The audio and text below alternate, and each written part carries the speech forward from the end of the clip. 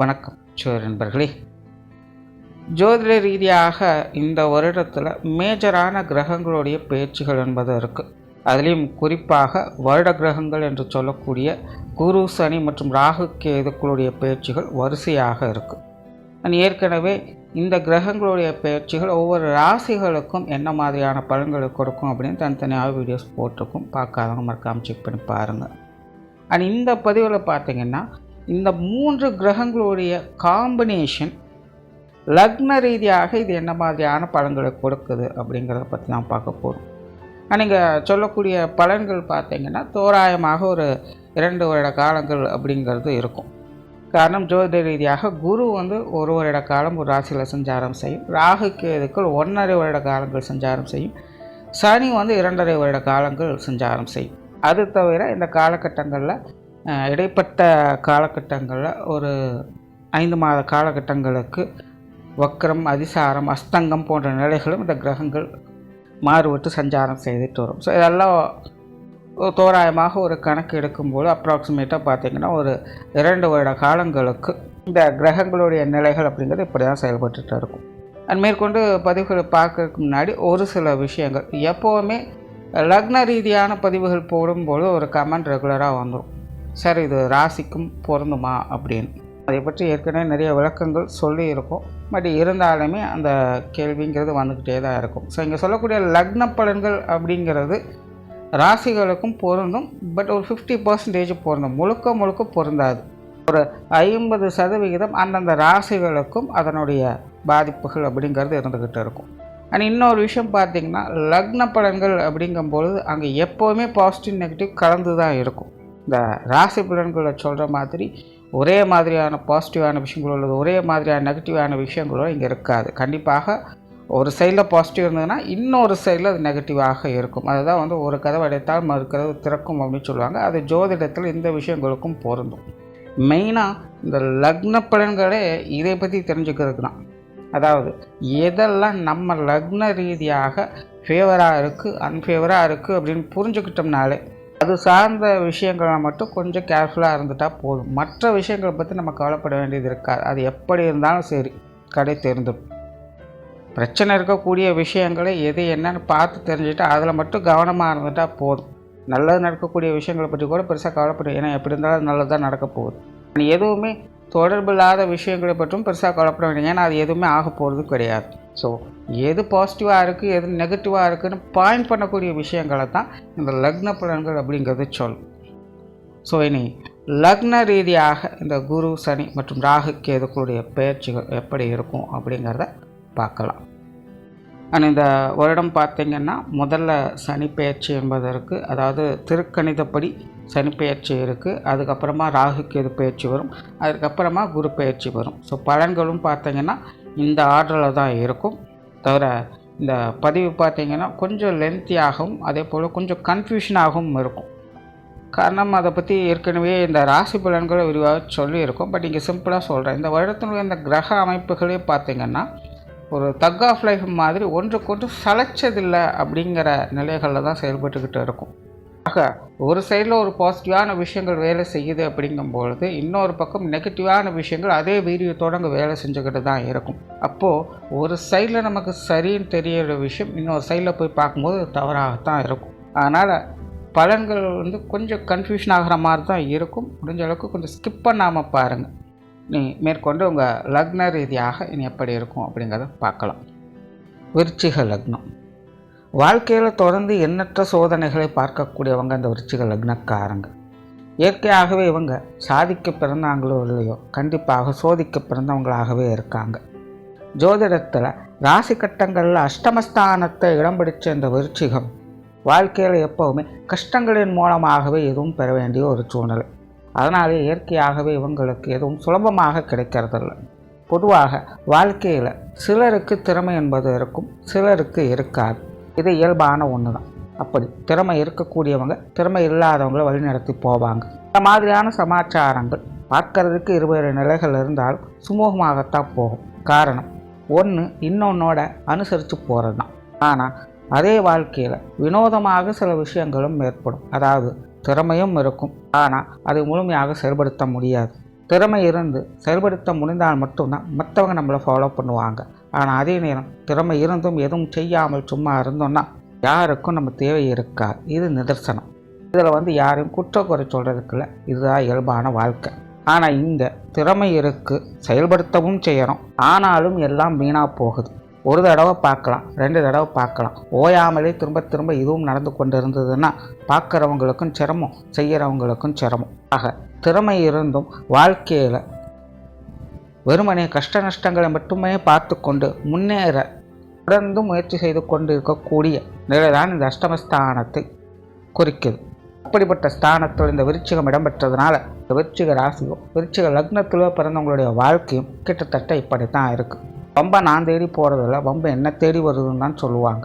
காரணம், இயற்கையாகவே தலைமை பண்புகளை வைக்கக்கூடிய திறமை அவங்கக்கிட்ட இருந்தாலும் கூட அந்த தலைமை பண்புகளை முறையான முறையில் காட்ட முடியாத சூழ்நிலை கைதிகளாக இவங்க இருந்து வருவாங்க. அதனால தான் மற்றவங்களுடைய கண்களுக்கு புலப்படாமல் தேல் எப்படி மறைமுகமாக மறைந்து வாழுதோ அதே மாதிரி தான் இவங்களுடைய வாழ்க்கை முறையும் இருக்கிறங்கிறத சுட்டி காட்டுற வகையில் தான் தேலை இவங்களுக்கு சின்னமாக வைத்தது. அது மட்டுமல்ல, சாது மிரண்டா காடு கொள்ளாதுங்கிறது பழமொழி. இப்படி தான் இவங்களும் இயற்கையாகவே தான் உண்டு தான் வேலை உண்டுன்னு இருக்கிறாங்க. காரணம், முன்னாடியே சொன்ன மாதிரி என்னதான் முயற்சி பண்ணாலும் இவங்களுடைய வாழ்க்கையில் மற்றவங்களோட மனசில் இடம் பிடிக்கிறதுங்கிறது ரொம்ப கஷ்டமாக இருக்குது. ஆகிறதுனால நம்மளால் முடிஞ்சதை செஞ்சுட்டு மற்றவங்களுக்கு இம்சை இல்லாமல் நம்மளாவது அமைதியாக இருப்போங்கிற நிலைகளில் அமைதியாக இருக்க ஆரம்பிச்சிடுவாங்க. ஆனாலும் மம்படியாக சில விஷயங்கள், சில மனிதர்கள் இவங்களை செஞ்சு விட்டுக்கிட்டே தான் இருப்பாங்க. அப்படிப்பட்ட சூழ்நிலைகளை சாது மிரண்டால் காடு கொள்ளாதுங்கிற நிலைகளில் உண்மத்தை கக்கக்கூடிய நிலை இவங்களுக்கு தானாகவே ஏற்படும். அந்த வகையில் தான் தேவையில்லாத மனஸ்தாபங்களும் சங்கடங்களும் இவங்களுக்கு அதிகரிக்கும். ஆக கால சூழ்நிலையானது இவங்களுக்கு எல்லா விஷயங்களையுமே அனுபவங்களை மட்டுமே கொடுக்குதே தவிர அனுசரணையான அமைப்புகளை கொடுக்கறதே இல்லைங்கிறது ஒரு பரிதாப நிலை தான். இருந்தாலும் விருச்சிகத்தில் பிறந்தவங்க அவங்க திறமை பெற்றவங்க தான், அவங்களுக்கு நிகர் அவங்க தான். அப்பேற்பட்டவர்களை ஆக்கவும் முடியாது, அழிக்கவும் முடியாது. நானே ராஜா நானே மந்திரி என்று வாழக்கூடியவங்க, யாருக்கும் எதற்கும் கட்டுப்படாதவங்க. பாசத்தை காட்டியோ மாயத்தை காட்டியோ அப்போதைக்கு இவங்களை கட்டி போடலாமே தவிர மொத்தமாக இவங்களை அடைச்சி வைக்கிறது அப்படிங்கிறது யாராலும் முடியாது. தனிமையாக இருந்தாலும் சுதந்திர பிரியர்களாகவே இவங்க இருப்பாங்க. தனித்து வாழ்கிறவங்க தான், ஆனால் மற்றவங்களுக்கு என்றைக்கும் அடிமையாக இருக்க மாட்டாங்க. காரணம், இவங்களை பொறுத்த வரைக்கும் வாழ்க்கையில் ஒவ்வொரு விஷயங்களுமே இவங்களாகவே பார்த்து பார்த்து உருவாக்கிய விஷயங்கள் தான். இது மற்றவங்களால் தேவையில்லாமல் சேதப்பட்டு போவதை அவங்க விரும்புறதில்லை. காரணம், அதை உருவாக்குறதுக்கு எவ்வளோ கஷ்டப்பட்டாங்கங்கிறது அவங்களுக்கு தான் தெரியும். ஆக வயது நிலைகளில் ஆரம்ப காலகட்டங்களில், குறிப்பாக வாழ்க்கையின் முன்பின் அனுபவம் இல்லாத காலகட்டங்களில் யாரையோ எதற்கோ நம்பி ஏமாறக்கூடிய தன்மை அவங்களுக்கு இயற்கையாகவே இருக்கும். ஆனால் அதெல்லாம் ஒரு தடவை தான், திரும்ப திரும்ப அந்த விஷயங்கள் நடக்காது. அதனால தான் இந்த விருச்சிக ராசி விருச்சிக லக்னக்காரங்களுக்கெல்லாம் வயது ஏற ஏற தனிப்பட்ட நிலைகளில் அவங்களுடைய வாழ்க்கை முறைகளில் முன்னேற்றத்தை பெற்று வருவாங்க. ஆனால் மற்றவங்களோடு இணக்கமான சூழ்நிலை அப்படிங்கிறது குறைபட்டு கொண்டே வரும். யாரும் ஒரு சிலர் மட்டும்தான் அவங்கக்கிட்ட அரவணைப்பாக இருக்க முடியுமே அல்லாமல் ஒரு பொதுவான வகையில் பொதுவான வாழ்க்கையில் ஈடுபடுறது அப்படிங்கிறது ரொம்பவும் கடினமாகத்தான் இருக்கும். இப்படிப்பட்ட விருச்சிக லக்னக்காரங்களுக்கு சமீபகால வாழ்க்கை நிலை என்பது மீடியமாக இருந்துச்சுங்க. பெருசாக லாபமும் இல்லை, பெருசாக நஷ்டமும் இல்லை. கஷ்ட நஷ்டங்கள் என்பது வாழ்க்கையில் ஏகப்பட்டதனால் இருக்கத்தான் செஞ்சது. ஆனால் ஒரு காலத்தில் விருச்சிக லக்னக்காரங்களை பொறுத்த வரைக்கும் இந்த கால மாற்றங்களால் அதெல்லாம் இருக்கிறது அப்படியே இருக்கட்டும், இனி மேற்கொண்டு வாழ்க்கையை பார்ப்போன்னு ஒரு நிதர்சன வாழ்க்கைக்குள்ளே நுழைய ஆரம்பிச்சிருக்காங்க. அது சார்ந்த விஷயங்களில் அவங்களுடைய முயற்சிகள் கடுமையாக இருந்துக்கிட்டு இருக்குது. இன்னும் முயற்சிகள் பழித்து முன்னேறுவாங்களா அப்படிங்கிறதா இப்போதைய கேள்விக்குள். அது சரி, அப்போ பழைய பிரச்சனைகள்லாம் அப்படியே தான் இருக்குமா, அதிலிருந்து விடுபடவே மாட்டோமா அப்படின்னு கேட்டால் அது இனி ஆனால் என்ன ஆகலைன்னா என்னங்கிறதான் கேள்வி. ஏன்னா இயற்கையாகவே விருச்சிக லக்னக்காரங்களுக்கு இயல்பாகவே ஒரு குணம் இருக்கும். எதுவும் அப்போதைக்கப்போதே நடக்கணும். காலம் தாழ்த்தப்பட்ட உணவோ நீதியோ எதற்கும் பிரயோஜனம் இல்லைங்கிறத நன்கு உணர்ந்து கொள்ளக்கூடியவங்க இந்த விருச்சிக லக்னக்காரங்க. பலவித சங்கடங்கள் பழைய வாழ்க்கையில் இருந்தது என்னமோ உண்மைதான். அதெல்லாம் சரியாகிறதுனால இப்போ வாழ்க்கையில் ஒன்றும் மாறப்போகிறதில்ல. இனி அடுத்து வரக்கூடிய வாழ்க்கையாவது எங்களுக்கு நல்லபடியாக இருந்தால் போதுங்கிற யதார்த்த நிலைகளில் மனோதிடத்தோடு வாழ்ந்து கொண்டிருக்காங்க. அப்படிப்பட்டவர்களுக்கு சமீபகால இந்த கோச்சார கிரக அமைப்புகள் என்பது சாதக பாதகமான நிலைகளில் தான் செயல்படும். அதாவது சந்தோஷத்தையும் கொடுத்தது, சங்கடத்தையும் கொடுத்தது. வாழ்க்கையில் சின்ன சின்ன முன்னேற்றங்களும் வாழ்க்கை தேவைகளை பூர்த்தி செய்யக்கூடிய விஷயங்களையும் அப்போதைக்கு தேவையான பொருள் உதவியும் கிடைக்கச் செய்தது. என்ன எதிர்பார்க்குற அளவுக்கு பெருசாக குறைக்கிறதில்ல, என்ன வேலையை மட்டும் 1க்கு 2 வாங்கிக்கிறதே இல்லாமல் நினச்ச மாதிரி ஒரு விஷயங்கள் நடக்கிறதில்ல. ஆனால் இங்கே பெரிய ஒரு நல்ல விஷயம் என்ன அப்படின்னா, யார் கூடயும் பெருசாக சங்கடம் ஏற்படாமல் பார்த்துக்குது. பழைய சோகங்கள் தான் அப்பப்போ மனசை வருடுதே அல்லாமல் மேற்கொண்டு புதுதாக எந்த ஒரு பிரச்சனையும் கொண்டுட்டு வராமல் நம்மளை பாதுகாக்குது. அதுவே ஒரு பெரிய விஷயம் தான். என்ன இப்போதைக்கு கொஞ்சம் அலைச்சல் அதிகமாக இருக்குது, அவ்வளவுதானே. வாழ்க்கையில் எவ்வளவோ பார்த்தாச்சு, இதை பார்க்க முடியாதா, இதை சமாளிக்க முடியாதான்னு தனக்குத்தானே உத்வேகப்படுத்தி கொண்டு செயல்பட்டு வர்றாங்க இந்த விருச்சிக லக்னக்காரங்க. சரி, இப்படிப்பட்ட நிலைகளில் இந்த வருட கிரகங்களுடைய மாற்றங்கள் விருச்சிக லக்னக்காரங்களுக்கு என்ன மாதிரியான மாற்றங்களை கொண்டு வரும்? எதிர்பார்ப்புகள் அதிகமாகவே இருக்குது. காரணம், விருச்சிக லக்னக்காரங்க சமீப காலங்களில் கண்மூடித்தனமான ஆசைகள் மற்றும் எதிர்பார்ப்புகளால் நிரம்ப பெற்றிருக்காங்கங்கிறதா உண்மை. இது போன வருட பலன்களையும் நம்ம தெளிவாக சொல்லி இருக்கும். அதாவது போன வருடத்தினுடைய கிரக அமைப்புகளின் நிலைகள் விருச்சிக லக்னக்காரங்களுக்கு தேவையில்லாத ஆசைகள், எண்ணங்கள் போன்ற விஷயங்கள் தூண்டிவிடும். ஆக நல்லா தெரிந்த விஷயங்களை மட்டும் செயல்படுங்க, முன்பின் தெரியாத விஷயங்கள்லாம் பார்த்து பக்குவமாக இருங்க அப்படிங்கிறத ஏற்கனவே சொல்லியிருந்தோம். ஆக ஏகப்பட்ட விருச்சிக லக்னக்காரங்களுடைய நிலைமையும் அப்படித்தான். ஏதோ சில புதிய விஷயங்களை நம்ம சாதிக்க போகிறோம்னு இறங்கி அதில் இருக்கக்கூடிய நல்லது கெட்டதை எல்லாம் ஆராய்ந்து இன்னென்னது இப்படித்தாங்கிறத முழுமையாக புரிஞ்சு செயல்படணும்னு பார்க்கும் பொழுது இந்த நேரத்தில் முட்டுக்கட்டியாக ஏதோ ஒரு விஷயம் வந்து நிற்கும். ஆக இந்த புதிய விஷயங்கள், காரியங்களை யோசிக்கவோ ஆராயவோ மட்டும்தான் முடியுதே அல்லாமல் உருப்படியாக வேலையை பார்த்து முன்னேறணும்னு நினச்சா ஏதோ ஒன்று தடுக்குது. ஆக விருச்சிக லக்னக்காரங்களுக்கு வாழ்க்கையானது மனக்கோட்டை கட்டக்கூடிய நிலைகளை தான் இருக்குது எல்லாமே. காரியங்களில் பெருசாக எந்த ஒரு மாற்றமும் இல்லை. அதனாலேயே விருச்சிக லக்னக்காரங்களுக்கு இப்போதைய நிலையில் வாழ்க்கை மீது நிறைய எதிர்பார்ப்புகள் இருக்குது. இனி வரக்கூடிய கால மாற்றங்களும் கிரக மாற்றங்களுமாவது வாழ்க்கையில் ஏதாவது பெருசாக கொடுத்துறாதா அப்படின்னு. சரி, இனி அடுத்து விருச்சிக லக்னக்காரங்களுக்கு இந்த கிரக மாற்றங்கள் எப்படி இருக்குங்கிறத சுருக்கமாக பார்க்கலாம். முதல்ல சனி பெயர்ச்சி. ஜோதிடத்தில் கிரகாதிபத்திய வகையில் சனியானவர் அசுப கிரகமாக கருதப்படுறாங்க. ஆனால் அதுவே விருச்சிக லக்னத்துக்கு ஸ்தான பலன் அடிப்படையில் பார்க்கும்போது முயற்சி ஸ்தானத்திற்கும் சுகஸ்தானத்திற்கும் அதிபதியாக வரக்கூடியவங்க. அப்படிப்பட்ட சனி இதுவரைக்கும் உங்களுடைய சுகஸ்தானத்தில் ஆட்சி நிலையிலிருந்து செயல்பட்டதுனால அர்த்தாஷ்டம சனியாகவும் செயல்பட்டாங்க.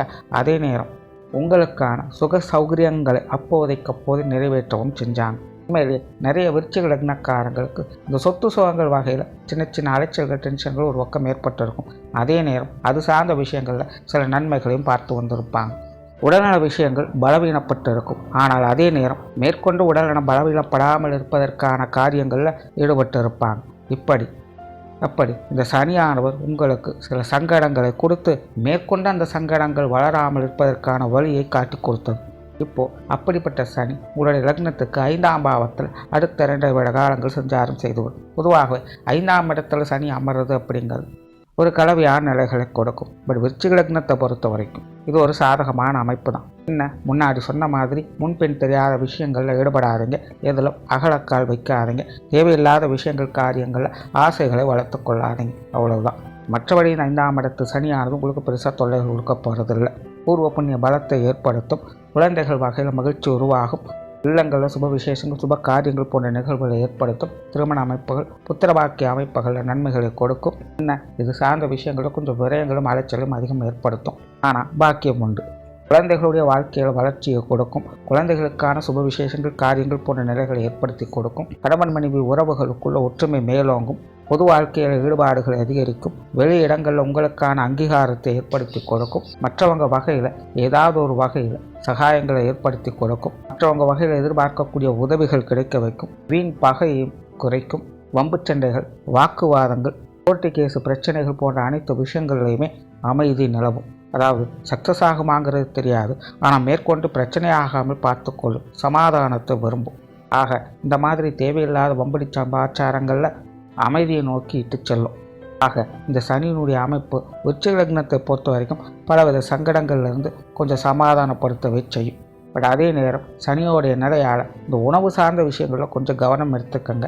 அதே போல் சிலருக்கு இந்த உடல்நலம் சார்ந்த விஷயங்களில் சின்ன சின்ன அசௌகரியங்கள் அப்பப்போ வந்துக்கிட்டு தான் இருக்கும். கொஞ்சம் அன்ஹெல்த்தியாக அப்பப்போ ஃபீல் பண்ண செய்வீங்க. அதனால் பர்சனலாகவே கொஞ்சம் ஹெல்த் கேர் எடுத்துக்க வேண்டிய ஒரு சூழ்நிலை என்பது இருக்குது. ஆக விருச்சிக லக்னக்காரங்க உடல்நல விஷயங்களில் கொஞ்சம் கவனமாக இருங்க. மற்றபடி இந்த சனியினுடைய மாற்றமானது பெரும்பாலும் உங்களுடைய சங்கடங்களை குறைக்கவே உதவி செய்யும். அடுத்ததாக ராகுகேதுக்கள். ஜோதிடத்தில் ராகுகேதுக்கள் கிரகாதிபத்திய வகையில் அசுப கிரகங்களாக கருதப்படுது. ஆனால் அதே ராகு கேதுக்கள் தான் வாழ்க்கையில் அசுரத்தனமான வளர்ச்சிகளுக்கும் வீழ்ச்சிகளுக்கும் காரணமாக இருக்குது. இன்றைய நிலைகளில் எல்லாருக்குமே அப்படிப்பட்ட ஒரு அசாத்தியமான வாழ்க்கை தான் தேவைப்படுது.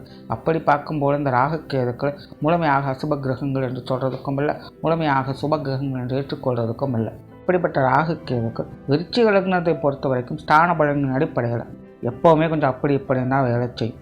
அதாவது இயற்கையாக விருச்சிக லக்னக்காரங்களுக்கு ஒரு விதமான சோம்பல் தன்மை இருந்துக்கிட்டே இருக்கும். சலிப்பு தட்டக்கூடிய நிலை என்பது இருந்துக்கிட்டே இருக்கும். தன்னை அறியாமல் அவங்க எப்போவுமே ஒரு விதமான புலம்பல்லையே இருந்துக்கிட்டே இருப்பாங்க.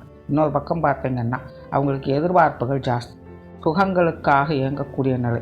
கொஞ்சம் ஃப்ரீயாக இருக்கலாம், கொஞ்சம் ரெஸ்ட் எடுக்கலாம், பொழுதுபோக்கு விஷயங்களில் ஈடுபடலாம், ஜாலியாக ஊர் சுற்றலாம், கேலி கிண்டல் என வேடிக்கையாக ஏதாவது செய்யலாம் அப்படின்னு அவங்க உள்ளுக்குள்ளே ஒரு உணர்வானது எப்போவுமே ஓடிக்கிட்டு இருக்கும். ஆனால் இதெல்லாம் யதார்த்த நிலைகளில் செயல்படுத்த முடியுதான்னு பார்த்தா அது கேள்விக்குறி தான். சிலருக்கு நடக்கும், சிலருக்கு நடக்காது.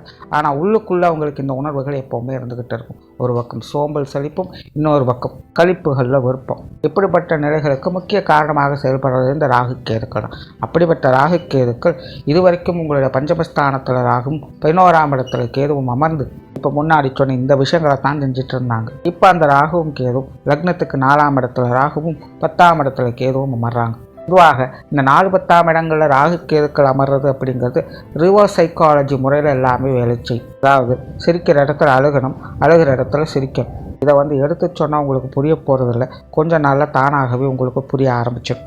எதையும் நேர்கோட்டு பாதை முறையில் செய்ய முடியாது. கொஞ்சம் சுற்றி வளைச்சி தான் செஞ்சாகணும். ஒரு வேலைக்கு 2 வேலைங்கிறது உறுதி. அதாவது ஒரே வேலையை திரும்ப திரும்ப செய்கிற தேவையில்லாத அலைச்சலை பற்றி சொல்கிறேன். இப்படி 1க்கு 2 தடவை வேலை செய்ய வேண்டிய சூழ்நிலை. ஆனாலும் வேலையில் வெற்றி உறுதி. அவ்வளோ கஷ்டப்படுறமே, கஷ்டப்பட்டதுக்கு பிரயோஜனம் இருக்குமான்னு கவலைப்பட வேண்டியதில்லை. அதில் எந்த பிரச்சனையும் இருக்க போகிறதில்ல. நினைச்சது நடக்கும். காரியம் முடிகிற வரைக்கும் கச்சிதமாக காரியத்திலிருந்து வருவீங்க. ஆனாலும் 1க்கு 2 முறை 3 முறை வேலை செய்ய வேண்டிய சூழ்நிலைகள் தவிர்க்க முடியாது. அதே போல் மனமானது பொழுதுபோக்கு விஷயங்கள், ஆடம்பர விஷயங்கள், கழிப்புகள் கொடுக்கக்கூடிய விஷயங்களை நோக்கி போகும். ஆனால் செய்ய முடியாது. எப்படா பொழுதானது போகும், திரும்பவும் போய் படுக்கலாங்கிறது. ஆக உடலானது கொஞ்சம் ரெஸ்ட்லெஸ்ஸாக தான் அப்பப்போ இருந்துக்கிட்டு இருக்கும். ஆல்ரெடி சனி கொஞ்சம் உடல்நல சங்கடத்தை கொடுக்குறாங்க. இந்த ராகு கேதுக்களும் தேவையில்லாத அலைச்சல் சிரமங்களை ஏற்படுத்திக்கிட்டு இருக்கு. ஆக கண்டிப்பாக விருச்சிக லக்னக்காரங்க உடல்நல விஷயங்களில் கொஞ்சம் கவனம் எடுத்து தான் ஆகும். குறிப்பாக இந்த உணவு சார்ந்த விஷயங்கள், ஓய்வு சம்பந்தப்பட்ட விஷயங்களில் முழு கவனம் என்பது தேவை. அதே நேரம் சொத்து சுகங்கள் வகையில் இங்கேயும் நல்ல மாற்றங்களும் முன்னேற்றங்களும் பெற்று வருவாங்க. குறிப்பாக இந்த நிலபுலங்கள் சார்ந்த விஷயங்கள், வீடு வாகனங்கள் வகையில் விருச்சிக லக்னக்காரங்களுக்கு எதிர்பாராத அதிர்ஷ்ட யோக வாய்ப்புகள் என்பது அமையும்.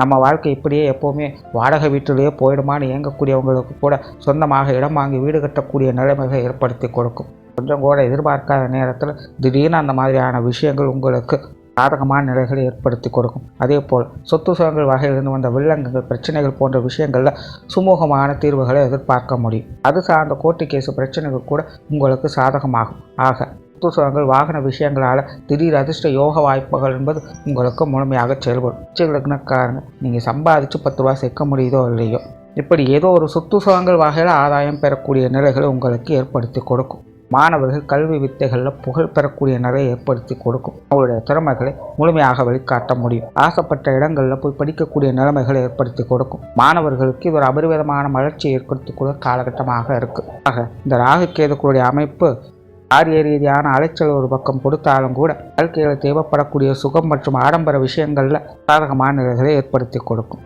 அடுத்ததாக குரு. ஜோதிடத்தில் கிரகாதிபத்திய வகையில் குருவானவர் முழு சுபகிரகமாக கருதப்படுறாங்க.